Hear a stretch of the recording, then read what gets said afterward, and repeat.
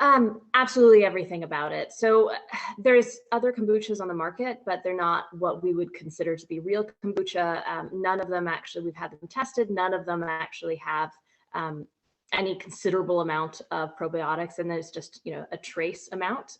Ours is full of it, so I did actually a tour of 30 different breweries before I launched this. So, because I knew the kombucha I made at home tasted different from what I was getting in the stores in Switzerland, but I didn't understand how they actually made it taste the way that it did.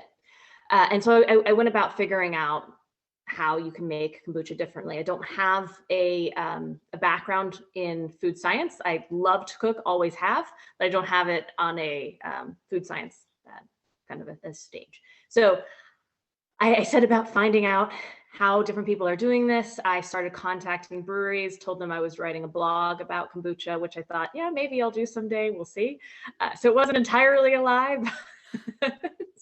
I also made it clear that, I was coming from Switzerland. I even, sent them pictures of my kombucha scobies brewing with mountains in the background. So it was clear, like, I'm not coming in to threaten your space. But then when I got there, obviously I have this American accent, so they were a little bit trepidatious, but I showed up with enough Swiss chocolate that it was okay. And I kicked off my tour. Some of the places I emailed me back. Some of them didn't, and I just showed up anyway. Some of them were happy about that. Some of them weren't. But I actually found out through my friend who originally introduced me to the concept of kombucha. This person ended up being a friend of a friend through multiple routes, who owns one of the largest kombucha breweries in the US. And so I reached out to her, and she was so incredibly open to having me stop by Bend, Oregon.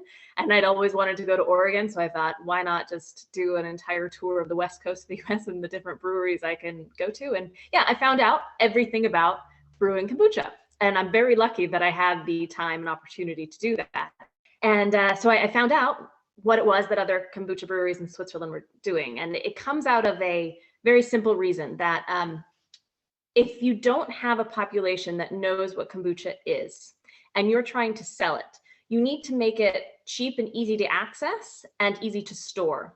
So they are filtering and using a concentrate, pasteurizing, and thinning out the kombucha to a point where you don't have the fermented parts of it as high. So you can actually leave it out. So it's mostly just tea. So if you just leave it out, it's not really fermenting further in the bottle. It means you can leave it there for 2 to 3 years and nothing's going to happen to it. Has a huge effect on the taste.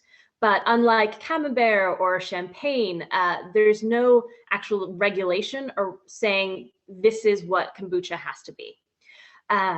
Other than in Brazil, oddly enough. In Brazil, they have very specific requirements for what you can call kombucha.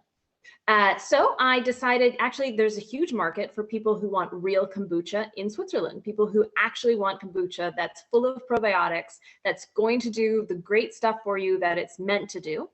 And we set about creating that. So we did our recipes, designed the label.